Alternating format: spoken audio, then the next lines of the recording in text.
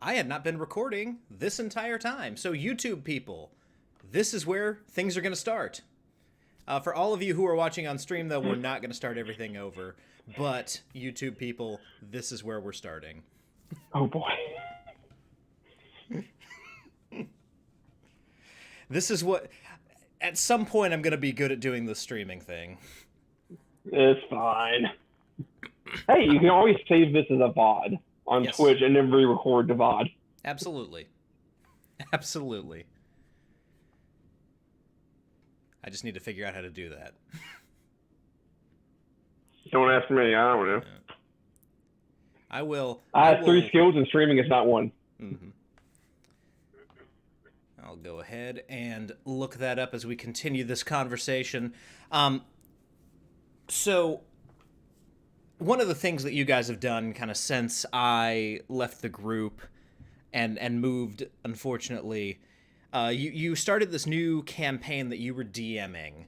And it's set in your own kind of world that you created. And I don't think we talked about this on the last appearance. So why don't you give everyone kind of a primer on your homebrew setting? Well, the biggest thing is that it was just a combination of a whole bunch of my old novels, settings, and stuff. And they're like, I'll just match them all together. It's fine. Don't worry about it. But it's very, like, high magic, just convenient, just, you know, like you can go buy a refrigerator. It's magic, but it's a refrigerator. They went to a cell phone shop in that campaign because cell phones exist. They're just magic. And like I actually am retiring back because I'm running an online campaign right now with a completely different group in my Discord server, and I really enjoy it, but I kind of made a mess because I was DMing that before the train campaign, and since it was my first like full campaign I was DMing, definitely messed some stuff up. So everyone who played the training campaign got a much more coherent and concise thing. It's like, I know what I'm doing now, kind of. Mm-hmm. And I'm probably going to retire that setting after this and just start fresh.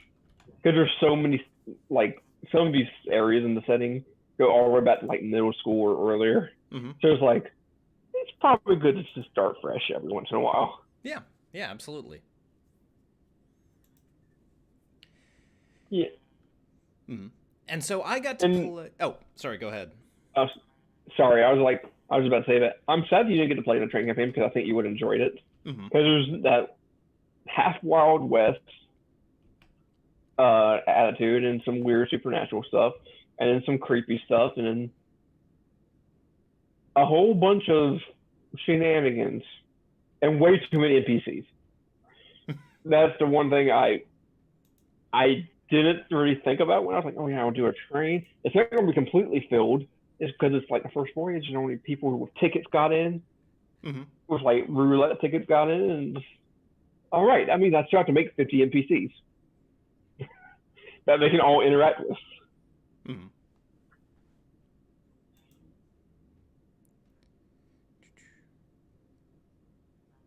All right, so we should now have a VOD recording. So, YouTube people, disregard everything that I just said. But, I mean, you know, one thing that sounded really cool about this campaign, like you said, there's this Wild West element to it. But I got to play in one game. It was a one-shot. It was the heist one-shot that you did. Yeah.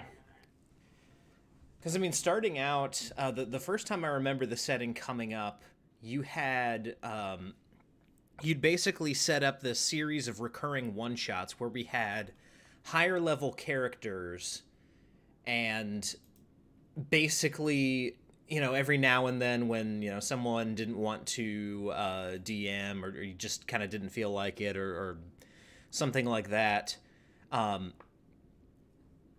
you had this set up so that we could pull out these kind of epic level characters that we made. I think you started us out at like 15. Yeah, that sounds about right. Something like that. Hmm. 13 maybe. And it was just level up every session, every one shot. Hmm. And the idea was that, we'd be doing these heists, we'd be trying to pull off these magical crimes, but in a lot of them, it wasn't necessarily everyone's playing rogues. In fact, you told us you can only have one of each class. And Yeah, so because I didn't want everyone to just choose all rogues. yeah. Yeah. Because at that point, an entire party of rogues in any game setting is ridiculous. Because then you're just sneak attacking sneak attacks. Yeah, and it's a pity that whole one shot series never really went anywhere. We did like two of them. Mm-hmm. It was kind of, but I realized, especially with the train thing, like I always did like running one shots, but there's never enough time to do the pacing I want in one shots. Mm-hmm. Well, the train campaign, it was a set 12 sessions. Mm-hmm. You could finish early. They could finish early, and they did. We finished. No, it was 13 sessions. Yeah, it was 13 sessions, and we finished with 12. Gotcha. A session early, but it was like on the 13th day of this journey, you arrive at your destination. So that's the end. And I feel like doing a very tight, contained thing like that was a lot better. Like if I had redone some of those heist ones, I would have been like, we're gonna do 3 one shots, and you have 3 days for this heist. Something like that. Gotcha.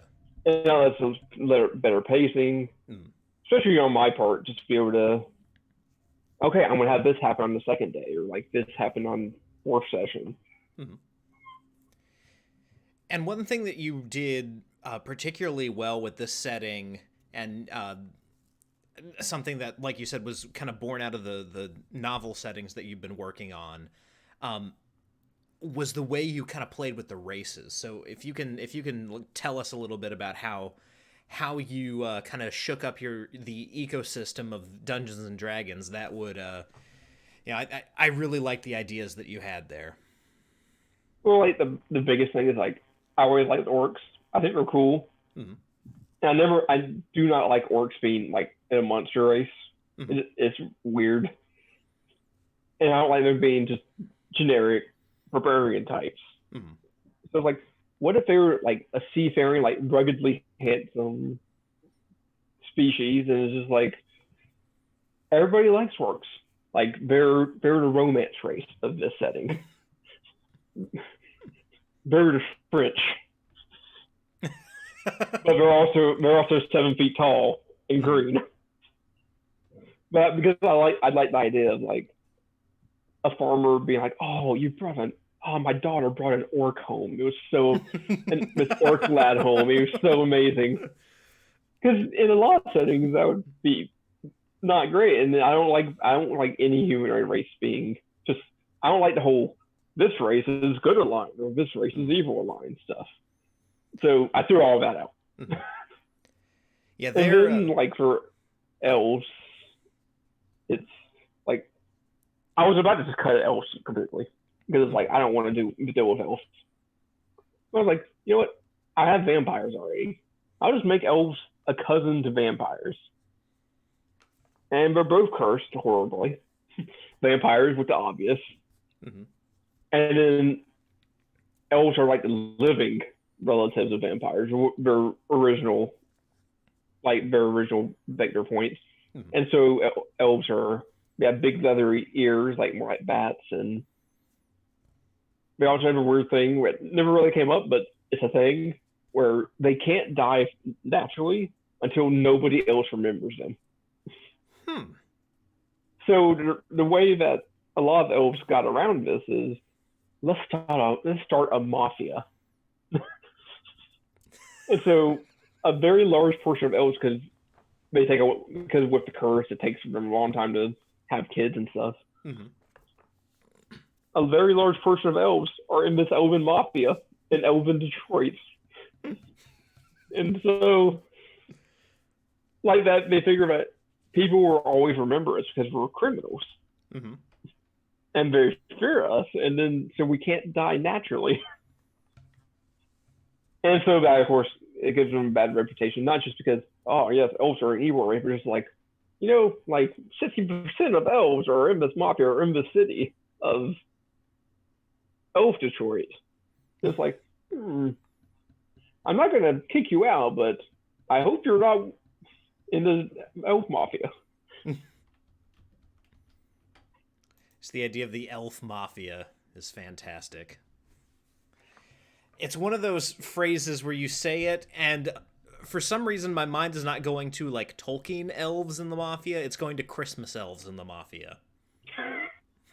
It's just a little tiny. Just, yeah, see. Specifically, the Christmas elves from the Santa Claus in the mafia. So just a bunch of little I can kids. see that. Yeah, but also like in this new setting I'm working on, I'm like, I'm not using any of those races. So no orcs, no elves, no dwarfs. I'll have humans, but I mean, or humans. Mm-hmm. It'd be weird if I didn't have humans. I mean, I guess I could do no humans. Actually, I didn't think of. Anyways, it's just I never like just how specific. Like, oh yes, this you choose your race and that towards your identity. It's like, no, I don't care about that. Like I remember when I was making bears, it was like, are you okay? If you can't be raised by you can't like dragons. You're a dwarf, and in the setting, dwarves don't like dragons. Like, yeah, but I don't. My bear doesn't care. Bear doesn't have any prejudice. He has no reason to. Mm-hmm. Because he was raised by bears. Yeah. And bears don't have any particular feelings towards dragons. Yeah. Bears are neutral. Bears are the Sweden of the animal kingdom. Yep. True neutral. It's the bear alignment. And then Elfie has pointed out in chat, Bernard is the head elfio. Which, in an elf mafia, would be more like, you need something, you go see Don. You go see Don Bernard. Don Bernard will take care of you. Yeah. The head of that mafia is ironically a dragon. Interesting.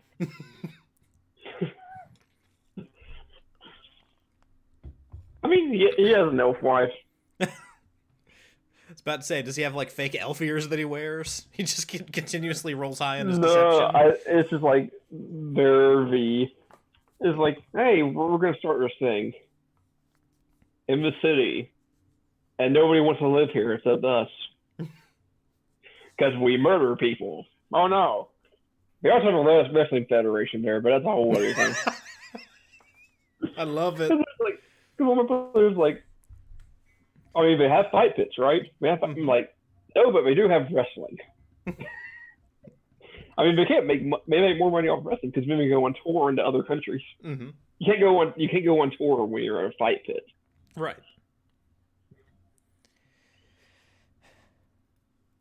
And then Elfie again, Santa Claus. That's bad. I might steal it for that Christmas one shot that I'm working on, but that's bad. Because I did a one shot for my family back in November. My little sister is dating this guy who's into D&D, and I wanted to kind of like size him up. I'd never met him, and so I was just like, all right, he's going to be across the table from me. I want to see what kind of player he is, because if you can figure out what kind of player a guy is, then you can know whether or not he can date your sister. You know what? I think that makes sense. And so I was, and he had talked my little sister into playing D&D with him, and she had not gotten the chance to play yet. So I was just like, you know what, we need to introduce you to this crazy world of role playing that we have here. And then my older sister caught wind of it, and she's like, well, I kind of want to play.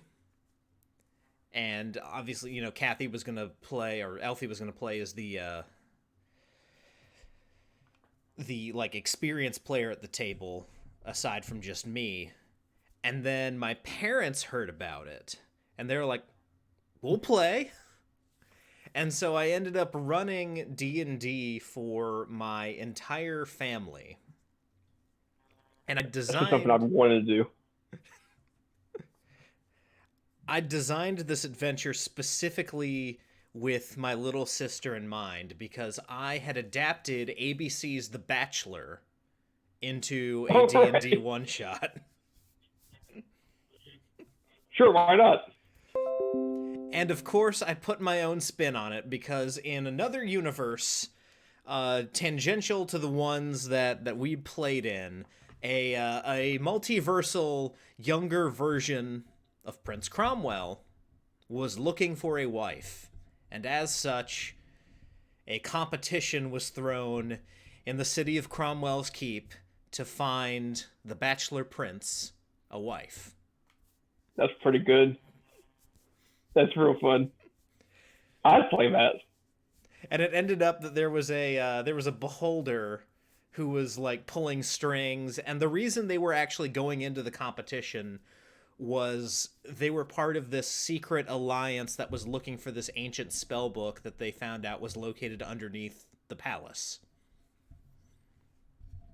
And so they went in under the cover of we're participating in this competition. And then the people who were actually in the competition, it was my little sister, Elfie, my older sister, and my mom were all participants trying to win over Prince Cromwell.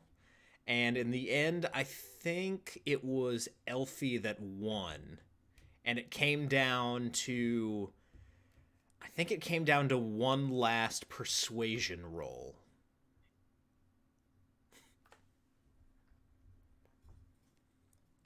That sounds really fun. That also reminds me. That's something I don't.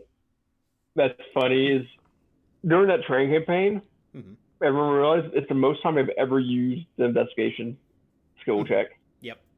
I don't do persuasion rolls.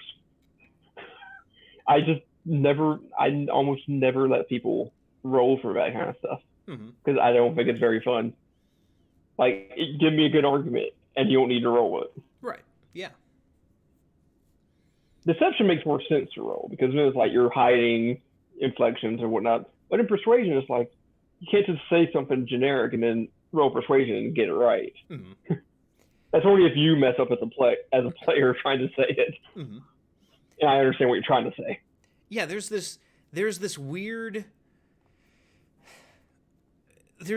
thing that happens in D&D, and it's one of the kind of consequences of you're playing this game where you have to supply every action that your character is doing or every word that your character is saying and then back it up with a dice roll, because you'll get a situation where someone will just throw out like a zinger, just a really good quip or a really good argument or give a really impassioned speech, and then the DM goes, "All right, roll something charisma based," and your character has like a -1 to maybe a +1 in charisma, and you roll and just like a 6 pops up. Yeah. It's kind of like that one time when I think a really good example was when Gatecrasher, when we were talking to the Drow, Mm-hmm. and Gatecrasher he was a paladin and he had a +6 in persuasion, but he made like the whole thing was I agreed with how that was played with how he made a good speech, he made a good argument for them to try to make peace, Mm-hmm. and then Momo had him roll a persuasion check to see if it actually landed, Mm-hmm. and it's like okay, yeah, and it natural 20, and we all know where it went from there. And Yep. now imagine if that argument later, if I had to roll against you to convince you, and then, Mm-hmm. oh yeah, he got higher than you, so you have to listen to him. That would be nonsense. Mm-hmm. Right, and that's kind of just like a learning experience of how to use charisma checks. Um, and honest, like in hindsight, we should have listened to you. Cromwell had reasons to not want to deal with the Drow, but we definitely should have listened to you. That was Yeah, definitely, besides when he was possessed by the sword, that was Cromwell at his murderiest. yeah. That was still such a good session. Hmm. It was just that was just such. I remember that one so well just because there was no combat and it was just one conversation for pretty much the whole thing. Yep. I'm just going like, no, yes, no, yes. And it wasn't like the boat conversation, but it was stupid. Hmm. It was that actual good conversation. Yeah. Yeah, it was not. It was not one of those situations where we were bogged down in discussion. It was legitimately, we're talking in character. We all have different points of view. We all have different arguments, and so it ended up being. There's a fine line between a good role play session and a terrible role play session, Yeah, and it's just a matter of, is everyone making a good point? Is everyone participating? And is there no obvious way to move forward here? yeah. And I usually focus on role play more than everything else in the game. Mhm. Like even when I'm doing like I'm gonna do this weird spell thing and solve this situation, that's still in my mind role playing because Mhm. I'm thinking of what the character would think of to do, and also me applying how that would work mechanically. But I don't. Combat's my least favorite thing. Mhm. It's exploration, role playing, combat, and then for role playing, yeah. Sometimes when I'm running my online campaign, there's just whole sessions. There's been a whole bunch of sessions where it's just no combat for like 4 sessions, and just a lot of role play, a lot of back and forth, and I love that stuff. Mhm. And it's just it feels weird to have people have to roll in the middle of it and just ruin any tension. I feel like it's always a thing where I don't know if this will work or not. I'm scared to roll, and that should be the end of it. But yeah, it is definitely a learning curve to figure out when to use those more than others. Mhm. Absolutely. I think like the charisma skills are the hardest to judge when to use them Mhm. because everything else is pretty obvious. Mhm. And charisma skills are also the easiest to break your game with. If you let them go too crazy, or if you don't kind of keep in mind that even a very persuasive person can't convince someone to do something contrary to their nature. Yeah, like even if you roll a 34 on Mhm. your persuasion check, it's like, no, I don't agree. It's like, but I rolled a 34. No, I don't care. What's a 34? Yep. Yeah, you no matter how high you roll on a persuasion, you can't seduce a gelatinous cube. Or if you do, you're not going to like the results of that action. Mm, mm. I mean, it's worth a shot. Have you ever watched The Orville? No. Oh. There, there's a moment. So there's a character that's basically a gelatinous cube. His name's Yaphet, and he's this like blob of goo. And there's a moment where he ends up seducing someone, and it's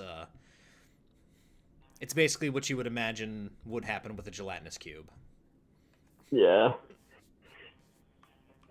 It's it's funny because I also it's always weird when people are trying to romance stuff in game. Mm-hmm. It's sometimes weird. Sometimes it's funny. Sometimes it's like, ah, you rascal. And then sometimes it's like, this is uncomfortable. Mm-hmm. Yeah. Yeah, it's one of those things that you kind of have to agree upon beforehand, like, what are we going to do? How far is this going to go if a romance thing ends up happening? Because at a certain point you realize, if your immersion breaks for a second, you realize you are basically trying to seduce the dungeon master. Yeah, or another player sometimes. Yeah. And I don't think if when it works, it works. Mm-hmm. But everyone has to be on the same level and just going with it. And then sometimes it's like, no. Yeah, that was one of the things That's why there was never really any like talk or any role playing of the relationship except for when it ended between Cromwell and Kultarian, because we were both players at the table, both like in relationships, not at the table, and that's just kind of awkward, and it happened because of a carousing table role. Yeah, yeah, it's just one of those weird things Yep. that there's no clear cut way to handle it. It's just Mhm. whatever works at your table. Yep. Yeah, if Because it like were in the one online campaign I'm in, Mhm. like there's definitely a lot more flirting and back and forth and stuff in with the NPCs. But also that online campaign is more like a sitcom setup campaign Mhm. than anything else. So it works there because like, yes, I blew off this dungeon to go date somebody. And it's fun.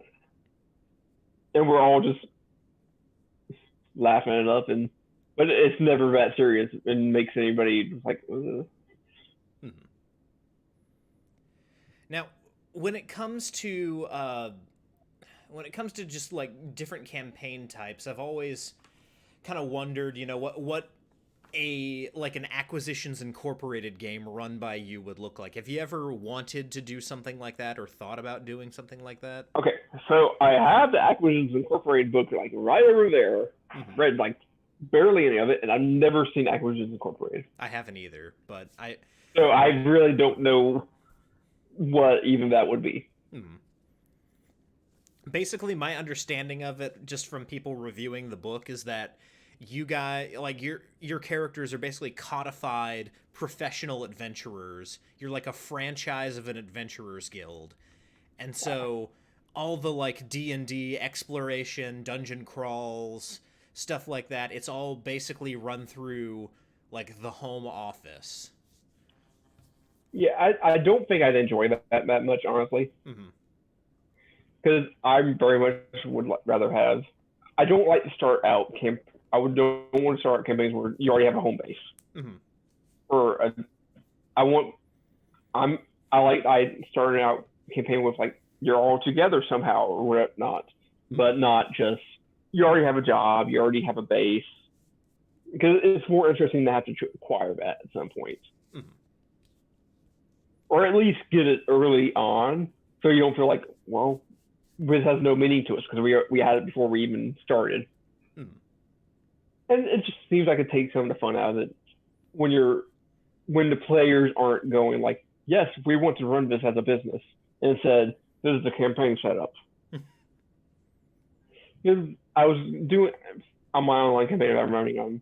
Once it's over, I was thinking of doing a short food food campaign, like a 4 or 5 session food cooking campaign, and everyone would have their own food cart, and we would do some cooking, do some adventuring, and call it that. But I think that's different than you all work for a company because it's like now make your individual character and make your individual stand and stuff Mhm. like that.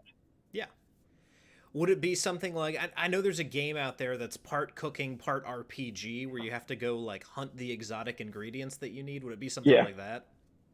yeah, it's something like that where like you can go buy it, and Hmm. it's quicker to buy it, but it's more expensive, and so you can go hunt for it. You might not even find it, and it might take time, and there'll be deadlines and stuff because it's going to be like for like a cooking competition thing. Hmm. It's Gotcha. like you have 3 days to prepare for this cooking competition. Here is the secret ingredient, and here's the ingredient you have to have. It's very cooking show. Hmm. Displacer beast tentacles. They're delicious. Yeah, stuff like that. Like we'll provide you with a shop to buy this, but we'll also tell you where to go find some if Hmm. you want to go and stuff like that. It's hard to have players running a business Hmm. because then you get so caught up in the actual business side of it because it becomes a business sim. Yep. In the online campaign I'm in playing as a play character, we have a newspaper. Now technically, the newspaper was supposed to be a front for our adventuring guild, basically. Mm-hmm. But in reality, it's adventure serials. We're taking our adventures and putting them into serials as our newspaper Yep. magazine. You're basically And of writing your course, own dime novels. yeah, exactly. And so my character in that one, Balder Beat, which he's my second character because the first one died. Mm-hmm. He came to this and he was like, "I want to work for this newspaper. I'm a cleric of knowledge. I'm going to work for this newspaper. I'm going to write. This is going to be great." And nobody else cares about the newspaper. I mean, it's one of those funny things where like we use the newspaper as our base, and we have employees. Mm-hmm. We have a printing press even, and it's just he's the only one who's really dedicated to actually making the newspaper really good. Mm-hmm. And everyone's just like, "Yeah, it makes money, and we can go fight stuff and do other things." Is he like the J. Jonah Jameson of the paper? No, where he does have he doesn't have. Okay, he's had a rough life so far. He's been in that city for a month, and during that month, he started out as a lizard folk. He got cursed. He got sucked into a book and aged 300 years and turned into a half demon, and now he has a mind palace and stuff like that. Blah blah. Then he got another curse, a sea goddess brooch, which is turning him slightly into ice or part weird sea creature. And then he asked for a local goddess for some better strength because he has 6 strength. Mm-hmm. And then she's like, "Sure, give me your body." I was like, "Okay, that sounds right." And then she killed him and pushed him down a well. And Butterbeat, she now comes up as a cute elf lady. So, and then also a demon queen curse, and so many curses on him in the past 1 month of him being around in that city in game. Oh, the irony of your cleric being cursed all the time. Oh yeah, no, he's not even a cleric anymore. He lost because he was gone for 400 years. He wasn't able to upload any of his knowledge to the knowledge cleric. God. So he split on and became a warlock, and then he became a different warlock, and then and then this is like the last session. The queen of the city is like, "You have to stop being cursed. You can't do this anymore.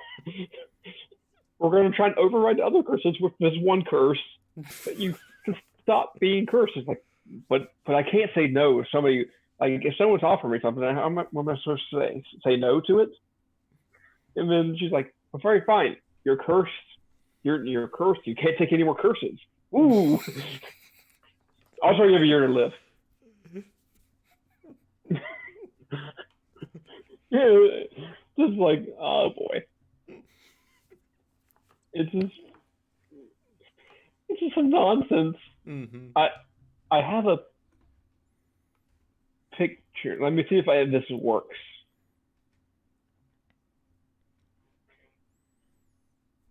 Oh, never mind. I can't share a screen because you disabled it. Oh, weird. Yeah. Oh. I have an idea. But yeah, it's just, and that's really fun, but also it's a business where my character believes in it and wanted to run it. But it's not a threat to the campaign. It's just, that's what we ended up with. Mm-hmm. Okay, so that doesn't work at all. Oh no. Wow. That does not. Yep. Yeah, the chroma My phone's key is invisible. destroying it. I don't understand. I give up. The background does not want. Yep. My even gun in the background does not want my silly lizard picture. So. But yeah. Sorry. Go ahead. I was just going to switch topics, so if you've got something more to say, then... Yeah, the last thing I'll say about that is just like, I think the funnest thing is looking back at the near end of the campaign to see how did we end up with all this stuff, or like what happened. Mhm. And it's just that's one of my favorite things is the retrospect near the end of the campaign. And even not just remembering just boss fights or whatever, just why do we have this in our inventory? Yep. It's just fun. Hmm. Absolutely. Yeah, it's one of those things where you can go into a campaign having in mind the kind of arc that your character is going to end up going through. You can be like, all right, he's going to start here, and then maybe eventually he'll end up over here. But the events of a campaign, if done well, are so kind of spontaneous and shocking that you should pretty much know who your character was before you get to the table and who your character is now. Don't worry so much about the trajectory they're going on because that will be decided for you basically. Yeah, because usually what I do when I make a character is I give them a good, healthy backstory Hmm. and some events so I can pull on from their own experiences. And then I always give them two goals, maybe three sometimes, but always at least two. One main goal, like I must avenge my father or whatever, and Hmm. then a smaller goal, like I really like this really cool thing. And then that way it's malleable, so we can go either way, but also that they still will probably always want the main goal, but Hmm. then that's not all they're about. You don't want to have a character who's like revenge focused, and then you get the revenge and they're like, now what do I do? Hmm. Become a pirate. Yar, the dread That's Captain Bear. that's what ended up happening in my Saturday game. One of my players, it was actually Elfie. She figured out that her dad was like the like chieftain of the pirates, and so now she's like every time they're on a vessel, any kind of boat, any kind of airship, she's flying that flag. I guess why not? And yeah, you just never know what's going to happen with your character. Like I never would have expected the places. Oh yeah, like Gatecrasher. Hmm. I only played for 3 sessions, Yeah. and then he left because I didn't expect that. Because like these are my heroes, I want to help them, Hmm. and he was like, I'm going to right wrongs. I'm going to free my brethren, and be like, oh, these guys are people. They're flawed and horrible sometimes. I'm leaving. Cromwell will let you down. I can't believe you let your number one fan down. He was so excited. Is He even grew Gatecrasher that just gonna end beard. up like perfect bluing Cromwell? No, remember that we decided that after that Gatecrasher became like the new sheriff Yep. of the city nearby once everyone got navicked away. Hmm. Yep. Yeah, when we all got teleported away. And apparently that planet is still standing. And it's Yeah, part of Kyle's galaxy. which actually means most of our characters are probably still alive. I actually have an idea. If I'm able to end up joining that campaign online with you guys, I actually have an idea just to continue my line of characters. Um, the character that I have is going to end up being a distant descendant of Cromwell. Oh yeah, that could be fun. Just like, oh yes, I am Romwell. We lost the city a few hundred years ago. Yeah. Yeah, I Romwell. mean that would make sense. Romwell, New Mexico. We could probably take over a town in New Mexico and just rename it Romwell. There's a Or to there's a start bunch one. of There's plenty of land. yeah, there's a bunch of like abandoned like ghost towns. Just be like, this is Romwell now. That's actually something I one day I would love to do. It's just actually start my own town. I don't want to do anything with it. I just want to say I started a town. Oh yeah, we definitely need a captain because we have no guidance and focus. If I end up joining the game, the character that I'm planning right now would be the martial class. So yeah, I will be your captain. Can you bring something to help our pilot there? He's been doing some really bad roles piloting.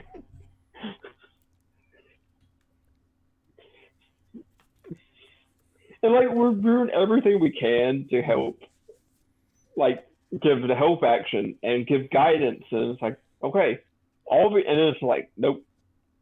I guess it's not meant to be. Who is the pilot? David. David, you're supposed to roll good. Yeah, it's just one of the things where it's like he has a good bonus. He has a good bonus to the piloting. It's just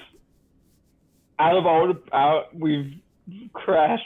We've almost crashed multiple times because getting out or landing. Because it's like, well, I guess we gotta just. It's not even a big threshold to land or take off. Right under. It's very funny though. So, what does the party look like in that particular campaign? Like, Okay, so what's everyone playing? We have Lucas is a sniper. Mm-hmm. He's a sniper fighter type. Right, and their word classes are weird, like ranger fighter hybrid thing. Mm-hmm. But it has hide in plain sight early on, and it's better than ranger ever had it. Mm-hmm. Because as an action, an object or creature gets a +10 to stealth as long as they're not moving. Mm-hmm. And this works on vehicles too, so we hit our vehicle. Also, yeah, founding is a dex check for some reason. So it's not even as high as it could be. That actually well, I don't know if it makes sense, but that kind of tracks with pretty much every other game system I've played. Piloting always seems to be some kind of either reflex or dexterity, whatever the game's equivalent is. I feel like that should only work on like smaller fighter craft. Mm-hmm. For like a big ship, you don't need to be super fast, right? Because you're not going to go very fast. Anyway, so yeah, and I'm Cactus Lady, and we have our pilot who is some kind of class. I don't know all these new classes, and then we have an engineer. I guess psionic, and then who's like a barbarian type class. It's a fun setup, and we're definitely very proficient. Nothing goes wrong. We're very good at our jobs, and it's just. And also, my character goes the post on Droner a lot, which is the in-universe version of Twitter. And that's fun. I have a stat on my character sheet of how many Droner followers I have. So David's a four-armed bug psionic. That sounds like straight out of Dark Sun. Kind of is, yeah. Like basically a Thrycreen. Yeah. And side note, one thing I've been doing since, because I started in the online campaign I'm playing in, but then I started with this one, is it's just fun to doodle some good dumb pictures and memes of what's happening during the session. And that's just real fun. Mm-hmm. I'd show you some, but I can't right now, apparently, because streaming. Yep. Gotcha. Well, as we're kind of wrapping up here, this has been a ton of fun. It's been great to catch up with you. Yeah, it has. Likewise. Is there anything coming up that you kind of want to promote? Anything like that? Basically, the mic is yours at this point. If there's anything you wanna shout out there. Well, Deadly Premonition 2 is out soon, so play that and support Absolutely. Squarey. Yep. Sweary needs your But help. yeah, but other like personal stuff, like I'm just working on like, hey, if you want to, I'm working on art stuff. I'm working on writing still, and it's just, I mean, that's pretty much what I can do right now with the quarantine and stuff because I can't really go get a job, Mhm. and the stuff I was doing for income I can't do right now. So nothing really to plug. It's just like,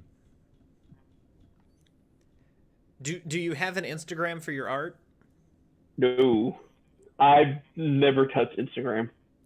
You should set one up. Instagram is actually pretty cool. I've noticed that I get a lot of engagement with my minis on there. Instagram, I think, is my favorite social media platform. I might have to try it sometime because usually I just post them on Twitter, Hmm. but I'd mostly post them for archiving for my own purpose and then sharing with some people online because I'm still figuring out. I've just recently swapped to digital, so I'm still trying to figure out digital stuff. But I don't really have a place that compiles all the stuff yet, Hmm. which I should probably do sometime. And what is your Twitter handle for anyone who wants to see the art? It is.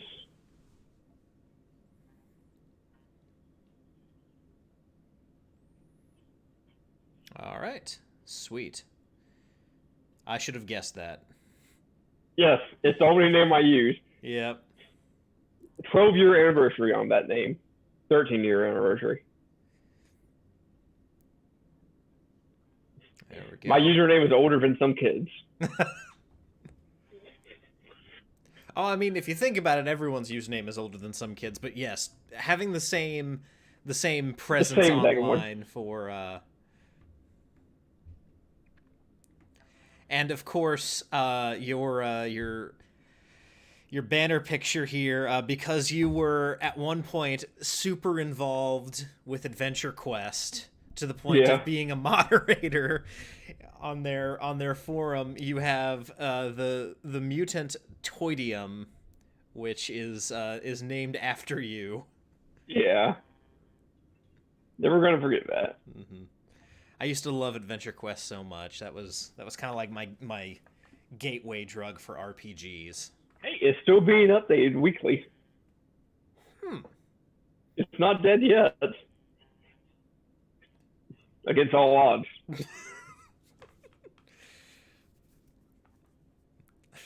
Maybe I should pop over and see what's going on. Hey, it's worth for shots. Can't remember any of my old logins. I don't use that email address anymore anyway, so I'll just make a new account. Yeah, that's the biggest thing. Like going back to like, what did I log in with? What did I use an email I have now, or did? It's hard to know sometimes. Hmm. Absolutely. Well, Austin, thank you so much for coming on the show.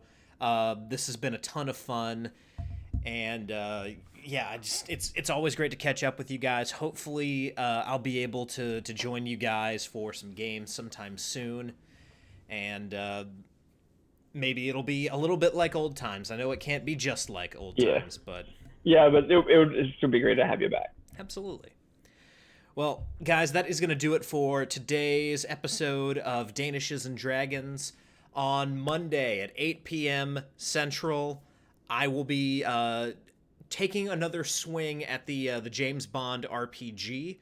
We'll be doing that stream again because last time my audio was terribly garbled and it just didn't end up going well. Not a lot of people saw it, so we're going to try that one again. Hopefully you guys will join me for that. We'll be talking about James Bond RPG and its retro clone, which is called Classified. And I'll be, showing you guys some of that, talking a little bit about the mechanics. And next Saturday, I don't currently have a co-host scheduled, but I am hoping that I'll be able to bring on my friend from the Wednesday group, Mr. Keith Potempa, to talk a little bit about coffee. All things coffee. We'll do a coffee episode if he's down for it. So until then, guys, thank you so much for tuning in. And whether or not you rolled a 1 or a 20, I am so glad that you rolled your bones with me, Ryan Howard, and have a good morning.